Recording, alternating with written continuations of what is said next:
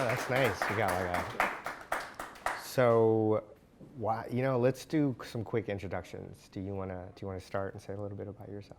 Sure. I'm Christina France. I am the director of product for a company called TuneCore. TuneCore's main promise is that anybody can be an artist. You can spend $10, do a single release, upload your music to TuneCore. We'll send it out to the major platforms. We'll collect all your royalties, and you can come and collect your 3 cents after you make it. So that's the essential promise of TuneCore. We have artists from people who are just like anybody in here to like very big names, which I can't really talk about the big names, but we do have them. I've been there for about a year. Prior to that, I consulted for about 10 years in many, many, many different types of businesses. I was at MTV, Bravo, I did OTT, I created some other TV apps as well. I was in the art industry. I launched like the first B2B, B2C auction platform, curated auction platform for ArtNet quite a while back. Worked for Blue Line Art Info as well, so I've been in this industry for quite a while. Yeah, that's great. So I'm Deepak Alwani. I founded my own boutique consultancy in 2014. I specialize in project and change management around enterprise technology implementation, and I'm excited to be hosting this Fireside Chat. So should we start with the first question? Sure. Can you name a person who has had a tremendous impact on you as a leader, maybe someone who has been a mentor, and why and how did this person impact your life? Sure, I would say there have been a few. It's hard for me to name one because as a consultant, I've been around a lot of different places. So one of the places I walked into was quite insane. Okay. And I inherited a large team, and it was a very difficult turnover. But I watched the president of that particular company just handle it all with ease. And one of the things he really taught me is don't sweat the small stuff. It sounds so simple, but we all do. We fret over the tiny things that are going on. But he really taught me just to go in, listen to everybody, go in with grace, and don't sweat the small stuff. Pick out what really has to be picked apart and formulated and kind of let the rest just go. And that really helped me because we had a person there who was not very focused on what the bigger picture was. So he taught me how to see what the bigger picture was and how to express that. So I would say that was one person who was like very impactful in my life. And another one taught me to just sit back and listen when you walk into a meeting. Because as product managers, we're solution-oriented people. So we're excited and we want to like quickly give our, say, oh, I got it, I understand, here's what I want to do, and here's how we solve this, and I know how to do this, and that's our natural instinct. And he said, just walk into a meeting, sit back and let everybody else talk. And listen to what they have to say, like really hear what they have to say before because they will look to you as the product manager to have the solution or to coalesce the solution. But if you sit back and listen to everybody, it teaches you a lot. And that to me was a very powerful moment. When I started to implement that in my day-to-day work and say, okay, I'm going to sit back and let everybody else talk. I want to hear what they have to say. And then I'm going to learn something.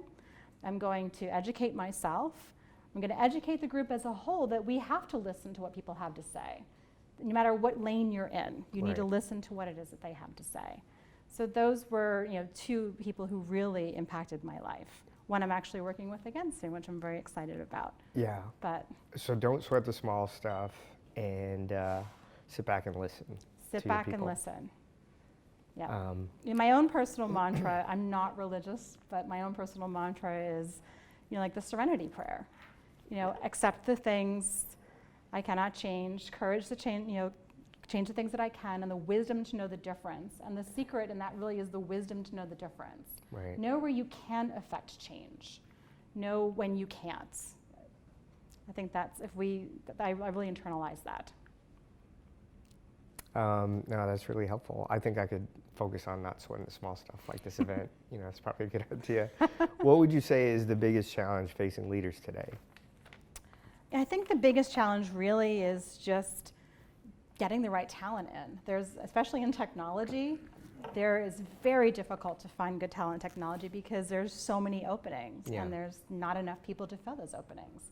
So that the supply and demand chain is definitely not in my favor or for anybody in technology. Right. And like once you actually get people in there, keeping them engaged because right now there's shiny new toys everywhere, like, oh, they're building this new thing over here, and look at this cool thing they're doing over there. But you have to keep them engaged, so it's a matter of trying to make sure that you balance the boring stuff or the stuff that we have to get through and give them something that we can innovate. Make sure there's always some level of innovation in what you're doing.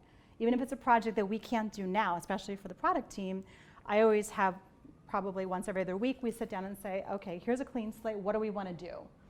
So even if we're stuck in the mire of a financial product we have to put out or something that's not very exciting, it allows them to have a safe space to say, here's what we can do, and to start thinking of those, and we'll pick one or two of those projects that we'll just, as a product team, start to play with and see what we can do with. We'll get our data team involved and get them to give us some data on it before we can actually turn it into something. Sometimes they'll turn into nothing. I think it's really important to keep people engaged. Okay, yeah, so just finding the right talent. Finding the right a talent challenge in and this keeping market. the right talent. I think keeping is the challenge right now, given the current marketplace. Yeah, unemployment's really low. So can you explain the impact, if any, social media has made on you professionally? Sure. I mean, I've been, I created a product for MTV, which was quite successful. Yeah, I saw that. So I saw the impact of social media earlier on than most. It was a time of Vine, actually, which was quite cool. I don't know why Vine went away, but that was a very good platform. But it's knowing your audience. So if your audience is socially active, you have to be active on social media, monitor social media, understand how to use it, understand how to leverage it. If your audience is not socially active, it's not as important. But like, for example, what you want to do is really turn your users into evangelists. About, a couple months ago, one of our artists posted up like, oh my God, my album went platinum, I paid $9 and I made tons of money, and we just like watched acquisition go flying through the roof, which was awesome, because we didn't do anything for that. That was just, we made an artist very happy, and it was just a natural, they became an evangelist for TuneCore, which was super awesome. Right. So I think that's one way, is to, encourage your artists and to make a platform that they're happy with, so they want to become an evangelist. Two, you also want to like get things out through social media, know who's following you, understand what they're doing, following them, see what resonates with people in social media. That's impactful as well. It's very important you monitor social media. Quite often you find something wrong with your product because it's blowing up on social somewhere. So in addition to getting people to come into your site, it's also an external view into your site, something you may not notice through monitoring that you have in place, or a new product that you put out that you think is working fine, you find out through social media like, uh-oh, it's not working. Right. So it's really keeping on top of that. So that's very impactful. And engaging with your users on social media. I think a lot of people don't respond enough on social media. So I think that's very important. I've pushed that in every company I've either worked for or consulted with. It's actually engaging with your users on social media, highlighting your users, celebrating your artists. Like, that's extremely important. So, yeah. So impact and engagement with social media. Yes. Was there something about that one artist that just took off? I mean, he got a sweet deal, $9, and exactly. He became famous. He gave me like 3 memes that I told our social media director to put out, but yeah. He just had a catchy song. Okay. That was it. I mean, it was Russ. He was, because he put it all over social media, so him I can mention. But he had a catchy song, and he was super excited because he had one single on TuneCore that went crazy. Yeah, and he was really excited, and we didn't have to do much. So, but you do, if you do have artists that you do work with, or if you have users on your platforms that you work closer with, it's also good to try and help and encourage them. This was totally organic. Right. But it's also good to try and help and encourage them. And it's also good to find a lot of influencers out there. Sure. And that's very important as well, is to get the influencers to be talking about you. Because you'll have a large impact if somebody else is mentioning you. You can say all you want. It's getting others both organically, and maybe you're finding the influencers to talk about you. That resonates more with the user than what it is that you're putting out there. Yeah. Next question, how do you encourage creative thinking at TuneCore? I'm a very firm believer in there are no swim lanes. There's no stay in your lane. So my team is very aware of both the philosophy of everybody has a voice. Everybody has an opinion, everybody has a thought, everybody can teach us something. So we start our products off with lots of people in the room. It's not, our little innovation ones are separate, but when we're kicking off larger company-wide initiatives, we have data in there, we have QA in there, technology, the business stakeholders, customer support, which are often overlooked and have so much knowledge, it's kind of unreal.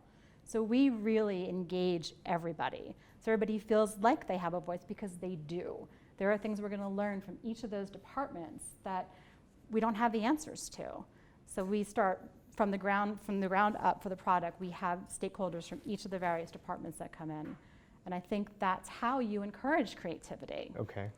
And it also helps them gain ownership of the product, so they're very excited about it. And they'll introduce something you hadn't thought of. So that, part of it is not staying in your lane. Okay. The innovation that I spoke about earlier is thinking out of the box, like allowing us to think about things we're not supposed to be thinking about or aren't on our roadmap, that keeps you going, keeps you in a creative space. How would you go about developing your product strategy? Sure. I think from a strategic perspective, you have to always think about your customers, your competitors, and your business. And you kind of have to marry those things. The most important is really know who your customers are. And it's really kind of, for us, we have different buckets of customers. So it's understanding who all the individual customers are and how they're going to interact with what it is that you're doing. Know who your competitors are, like really know who your competitors are. Be on their platforms, distribute through them, understand everything they're doing, understand their communication strategies, understand what resonates with other users, see what people are saying about them in social media. Go to the nth degree to understand who your other customers are, understand the business goals and how we want to get there. And then when you build your roadmap, you want to make sure that it is meeting the business goals, but you're meeting your customer halfway. It's extremely important that you meet your customer at least halfway. A lot of times people forget that. The business says we have to do this, so this is what we have to do. It's extremely important that you meet your customer halfway.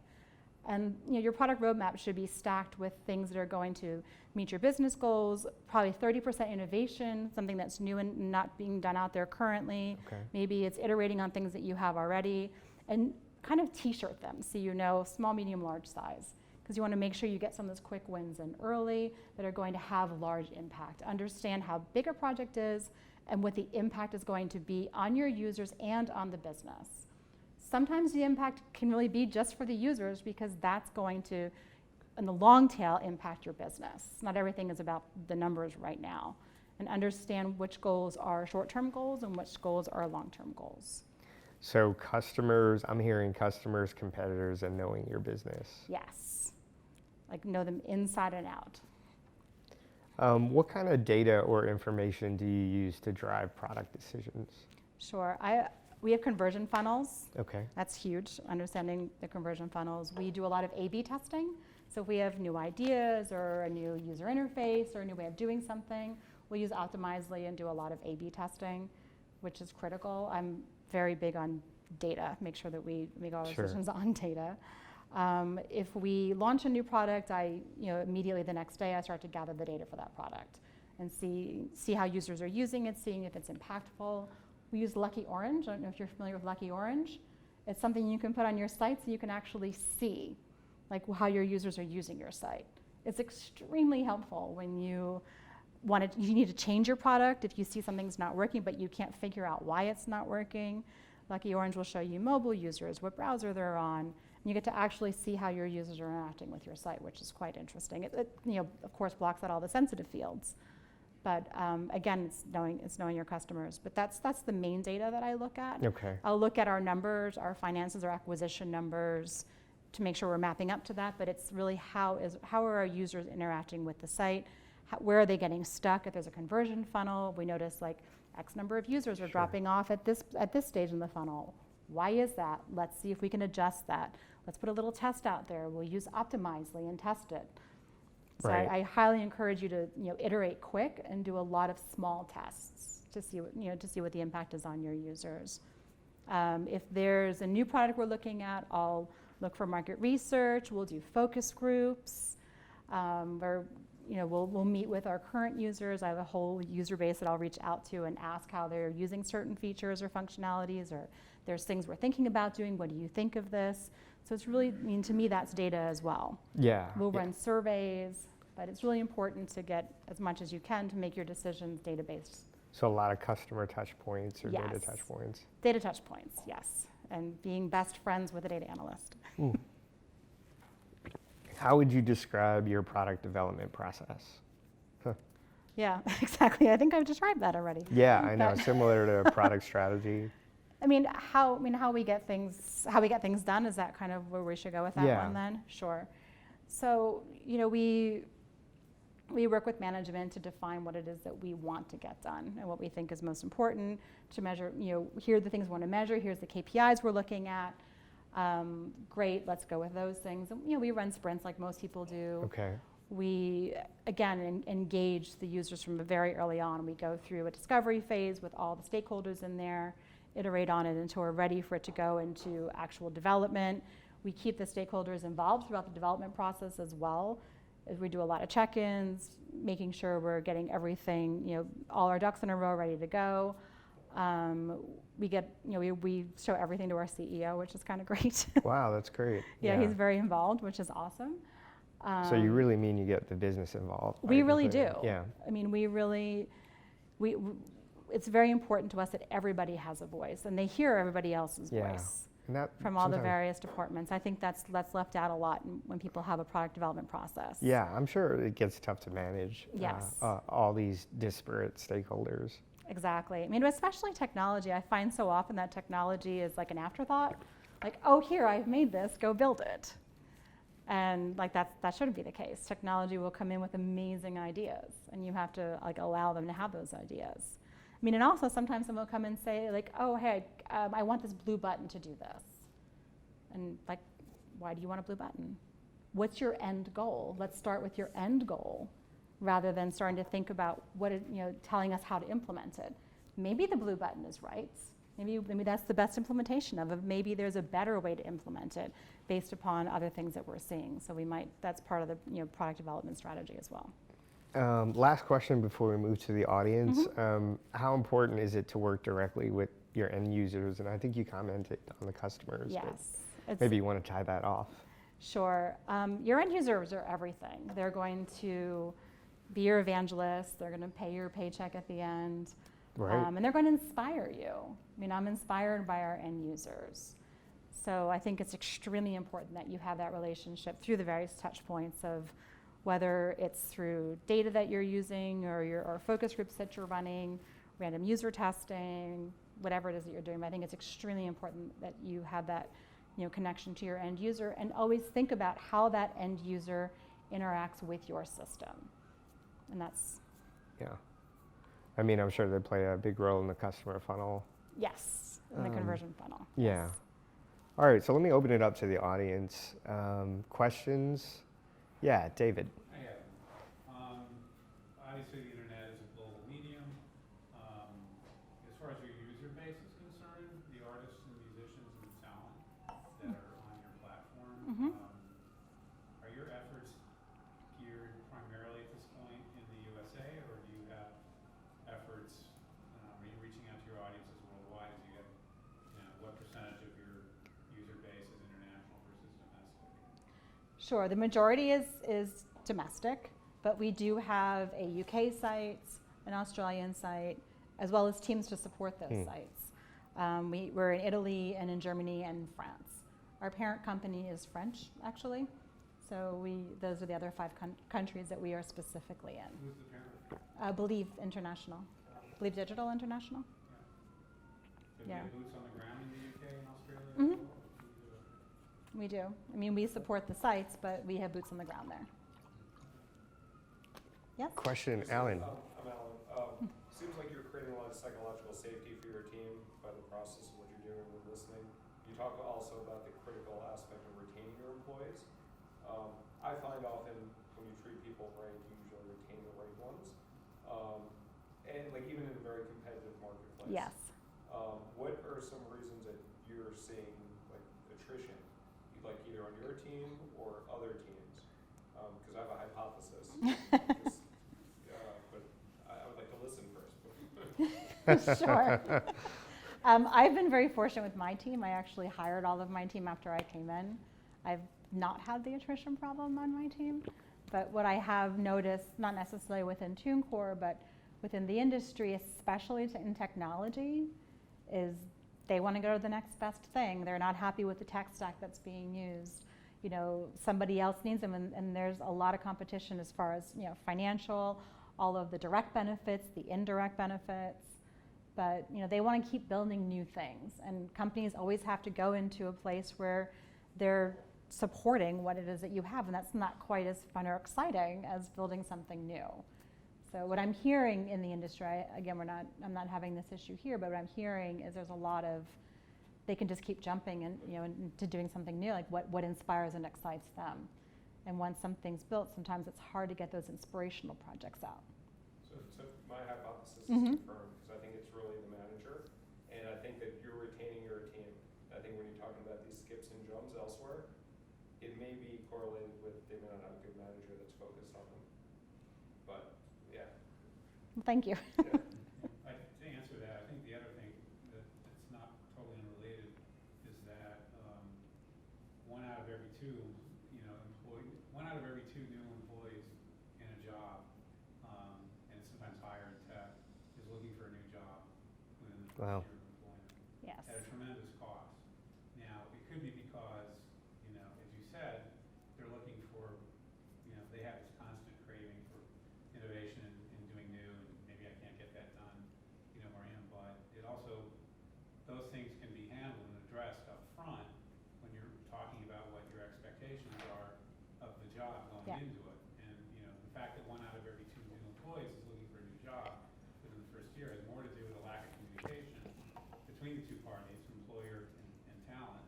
And if you delve down into that, you know, the lack of communication is usually centered around, you know, I thought I'd be doing this and I'm doing this. Yes. It's really, they didn't match or align on their expectations going into the job to begin with. I would agree with that as well. I would think it's a combination of, but yes, I would agree with that. Other questions for Christina? Jeff? Hi, I'm curious how people are accessing your products. So from desktop, tablet, mobile, app. Sure. We don't have an app right now. Okay. I would say, like most people, we have an increased in mobile consumption of our product. Sure. So I think the average, I think we're within the average, which is somewhere around like 52% of global users now are using mobile Okay. to Right. access. If it's just US, I think it's like 48 or 49%. So is it mainly, But that's on the upswing. has it been mainly browser? It has to be browser, yes. I mean, Right. we have TuneCore Social app, which is a specific to like posting and analytics and stuff around your social postings through, you know, for various platforms. Rather than that, we don't have an app. It's just browser right now. Yeah, I guess a better question is, what has the change been? So you've seen a real increase in. I've seen it go up even the year that I've been there. So, you know, I'm very much advocating for making our entire site mobile accessible.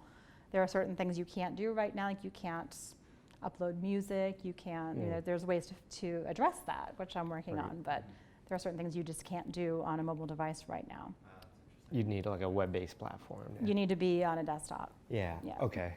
Other questions before we wrap up and go back to the networking? Yes. So in the first year, is there a trend that you think has defined mobile streaming and particularly your product? And if you were to predict the next year, can you think of a trend that you think will define the next year or two of the product? Mobile streaming? We don't actually Just stream. mobile streaming is the industry of Oh, which mobile TuneCore is a uptake, part. yeah. Exactly. So your product playing a huge role in that. You know, when you're thinking about that strategy, what do you think drove this year in terms of what you built, and then going forward next year, do you think there's a different trend that will drive that? Mobile is going to be it. I mean, it's, as you expand into the global markets, you go over Yeah. to like Asia or India or various places, you know, the mobile rate there is much higher than even here. So as we expand globally, as any company will, we have to adapt. And our strategy will be to continue to make everything mobile accessible, mobile first. India has one of the lowest streaming penetration rates. Is that an area where you guys are looking at, or? there's this like huge Bollywood trend that I think is really interesting, in particular Yes. in like how music creators make money off their music completely untapped. Does that come up in the product at all, or? India is not something that we're directly hitting right now. Last question before we go back to the networking. So I just wanted to go back to what you mentioned about like the blue button, like, if that's like the right solution versus what someone's insisting on. And like as a UX designer, something that I like struggle with a lot is what a client or a customer is absolutely dead set on versus what you might know might be a better implementation. And what your thoughts are on the balance between like delivering what a client is asking for versus your instincts as a like a product specialist.